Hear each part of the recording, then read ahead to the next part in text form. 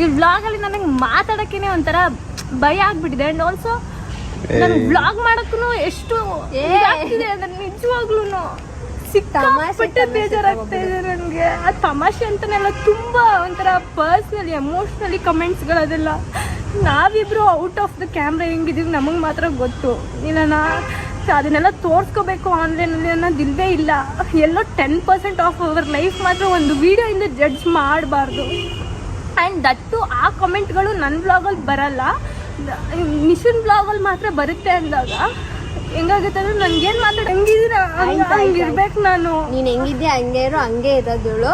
So ನೀವು ಏನೋ ನಿಮಗೆ ನೀವೇ ಏನೇನೋ ಅಂದ್ಕೊಂಡು ಒಂದು 2-3 ಜನ ಆಗ್ತಾ ಇರೋದು. ಬಟ್ ಆ ಥರ ಹಾಕ್ಬೇಡಿ. ನಮ್ಮ ಬಗ್ಗೆ ನಿಮಗೆ ಗೊತ್ತಿಲ್ಲದೇನೆ ಅದು ಯಾವ ಥರ ಆಗ್ತೀರಾ ನೀವು. ಅಲ್ಲ, ಒಂದು ವಿಡಿಯೋ ಓಕೆ ಫೈನ್, ಓಕೆ, ಅದು ಎಂಗೇಜ್ಮೆಂಟ್ ಆದ್ಮೇಲೆ ಇಷ್ಟೊಂದು ನೆಗೆಟಿವಿಟಿ ಏನಕ್ಕೆ ಅನ್ನೋದೇ ನನ್ಗೆ ಅರ್ಥ ಆಗ್ತಿಲ್ಲ. ನಾವು ಫಸ್ಟು ಹಿಂಗೆ ಇದ್ವಿ, ಅವಾಗೆಲ್ಲ ನಾವು ತೋರಿಸ್ಕೊಂಡಿರ್ಲಿಲ್ಲ. We are committed, we are getting married ಅಂತ ಹೇಳ್ಕೊಂಡಿರ್ಲಿಲ್ಲ. ಬಟ್ ಇವಾಗ ಹೇಳ್ಕೊಂಡ್ಮೇಲೆ ಅದೇನು ಚೇಂಜಸ್ ಆಗ್ಬಿಡುತ್ತೆ. ನಮ್ಮ ಮಧ್ಯೆ ಅಂತೂ ಏನೂ ಚೇಂಜಸ್ ಆಗಿಲ್ಲ.